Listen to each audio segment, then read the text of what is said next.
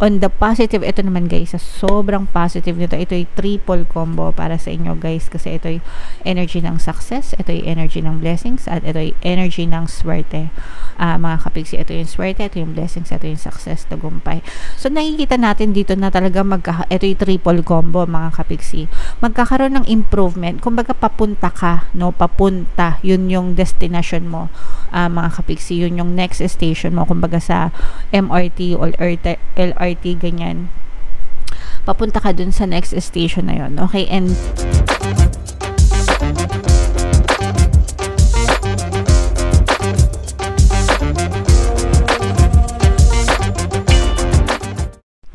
hello guys, hello Pisces, welcome back to Pinoy Pixie Tarot. Ang pamagat ng episode natin for tonight is full moon kapalaran para ngayong August to September para sa Pisces, Sun, Moon, Rising Sign, and Venus. General reading lang guys, pwede mag-resonate, pwedeng hindi. Yung full moon ngayong August guys ay sa August 19, tapos yung next na full moon naman ay sa September 17, and ang pamagat ng ating full moon ngayon ay Sturgeon Moon mga kapigsi. So ito yung moon message para sa inyo guys. Tingnan yung image, sobrang ganda guys. Look at the bigger picture, okay? So ito yung moon message para sa inyo para ngayong season na to guys. So ibig sabihin na to guys, no, tingnan natin yung kabuuan ng picture. Wag tayo basta-basta mag-react, wag tayo basta-basta ma-trigger sa mga nangyayari sa buhay natin.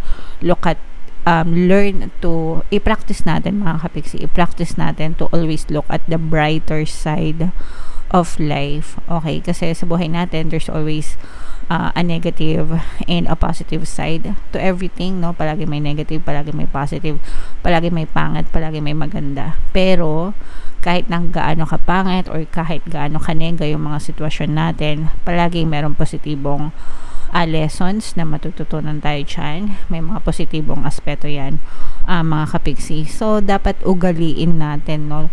I-develop natin yung habit na tingnan yung magaganda, tingnan yung positibong side kesa sa titigan natin yung mga negative side mga kapigsi, okay? So attune to the moon guys, take time out for a mini break or adventure. Ito guys, very important ito na magpahinga tayo, no? Lalo na guys kung medyo na-stress na kayo at tumataas na yung anxiety levels nyo mga kapigsi, no? Parang nasasakal na, masyado ng pagod, ganyan. Don't be too hard on yourself mga kapigsi. Kailangan magpahinga tayo paminsan-minsan. Learn to love yourself, and wag nyong ipagkait sa sarili nyo yung pagpapahinga, kasi deserve nyo yun mga kapigsi. Alright? Additional meanings for this card guys. Your situation may have come around because you've been distracted. So yung nangyayari sa buhay natin guys, whether positive yan or negative, tayo yung nag-a-attract nyan, tayo yung nag-create ng nyan, tayo yung reason kung bakit sila napupush out sa ating reality, kasi yun yung fino-focus ng attention natin, okay? So ibig sabihin, pag palagi ka nakafocus sa mga positibo, mga magagandang bagay, yun din yung napupush out sa reality mo. Whatever you focus on manifests guys. Kung ano yung fino-focus ng attention mo, ng energy mo mga kapigsi, yun yung palaging napupush out sa iyong physical reality. So kung gusto mo maging maganda yung ma-push out, ibig sabihin ng ma-push out guys, yung mangyari, no?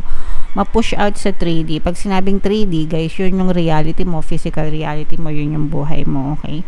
So kung gusto mo na maganda yung mangyari sa iyong buhay, kailangan yung focus ng attention mo nasa maganda din, kahit na pangit yung nangyayari sa'yo. In short, magpaka-positibo ka guys, kahit na negative yung sitwasyon mo, okay?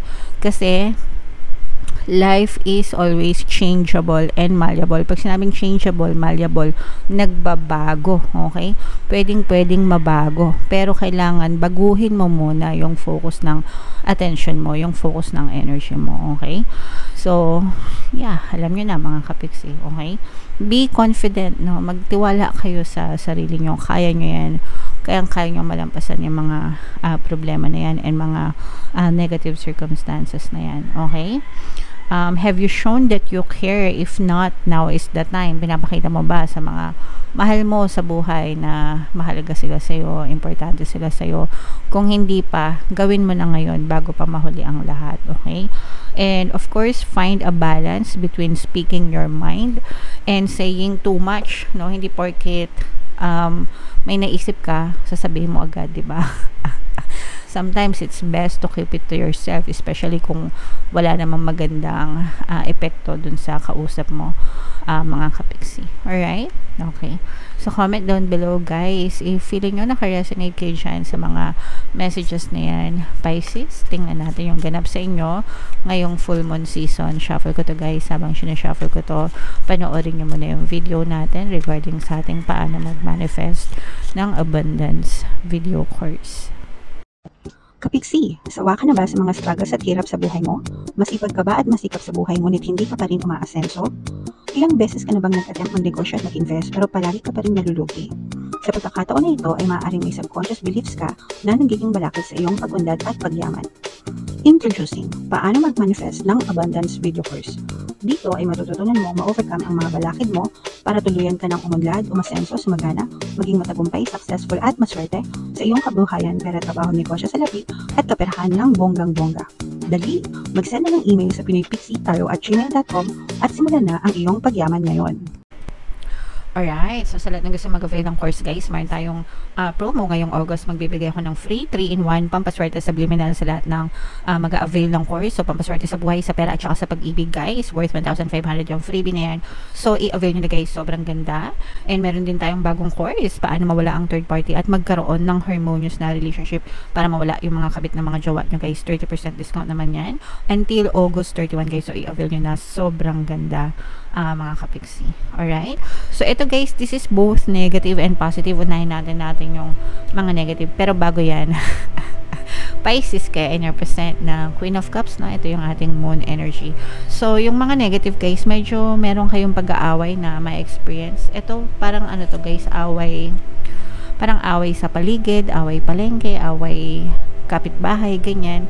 Away marites. So, yung mga ganong klase ng away, pwede din sa workplace, mga kapiksi, kung kayo ay nagtatrabaho, or pwedeng sa mga kamag-anak. So, medyo iwas-iwasan yung mga ganong klaseng pakikipag-away, guys, especially yung mga marites lang, yung mga bash-bash lang, yung mga sa social media, ganyan. Kung hindi naman kailangan pagtuunan ng pansin, ng energy, huwag nyong sayangan yung energy nyo, guys, sa mga ganon, no? Kasi hindi naman siya, it's a complete waste of energy. Sinasayang nyo lang yung energy instead na sayangan nyo sa pagmamarites, guys. Mag-focus na lang kayo sa inyong mga desires, sa inyong sarili. Improve nyo yung inyong pamumuhay, improve nyo yung isipan nyo, improve nyo yung relationship nyo with other people. Pero ito, guys, iwasan nyo itong mga away-away na to kasi hindi maganda, yung parang unexpected to, no? Parang hindi mo inaasahan, baka meron na palang merong may sama ng loob sa inyo, kaya mas mabuting manahimik sa loob ng bahay, guys. Para maiwasan yung mga away-away. And sabi nga dito kanina, 'di ba, hindi porket meron kang sasabihin mo na lang basta-basta, especially kung wala namang magandang idudulot sa kapwa mo. So it's better to shut your mouths, 'di ba? Shut up na lang. Keep it to yourself, no, kung walang magandang idudulot. Okay? So, yan yung nakita natin sa negative. On the positive, ito naman, guys, sa sobrang positive nito, ito ay triple combo para sa inyo, guys, kasi ito ay energy ng success, ito ay energy ng blessings, at ito ay energy ng swerte. Mga kapiksi, ito yung swerte, ito yung blessings, ito yung success, tagumpay. So, nakikita natin dito na talaga ito yung triple combo, mga kapiksi. Magkakaroon ng improvement. Kumbaga, papunta ka, no? Papunta. Yun yung destination mo, mga kapiksi. Yun yung next station mo, kumbaga sa MRT or LRT, ganyan. papunta ka dun sa next station na yun. Okay? And yung next station na yun na nag-aantay sa'yo, yun yung station ng swerte, yung station ng blessings, at yun yung station ng tagumpay, mga kapiksi. Doon ka papunta. Okay? Kaya, magtuloy-tuloy ka lang, no? It's very important na mag-persist ka, guys. Magtiyaga kayo, huwag kayong susuko, and sabayan ng positibong mental diet, mga kapiksi. Sipag at tiyaga, no? Sipag at tiyaga, pagdadasal, very importante, huwag niyong kakalimutan, and yung pagkakaroon ng positibong mental diet, mga kapiksi. Kapag yan tatlong yan ay palagi niyong ginagawa sa araw-araw na lang na nabubuhay kayo, talagang may experience niyo itong mga triple combo na ito sa inyong buhay. Okay? So i-mind nyo yan, guys, sa comment section. Mind triple combo, mind swerte, mind good luck, mind good fortune, mind blessings, mind success, tagumpay, progress. Yung iba sa inyo, guys, no, parang for some of you guys, parang yung ipa sa inyo, parang feeling ko nag-iipon kayo, parang meron kayong iniipon para makapagsimula ng negosyo. Comment down below sa mga nakaka-resonate, yung mga balak may magnegosyo dyan, mga kapiksi. Konting-konti na lang, pwede nang matuloy yung mga business na iniisip nyo, lalo na kung malapit nyo nang makuha yung mga puhunan nyo, mga kapiksi. So konting tumbling na lang yan, guys. Okay? Alright, so what else, mga kapiksi? Tingnan pa natin, meron dito, ayan guys, meron ditong presence ng fire signs, Aries, Leo, Sagittarius.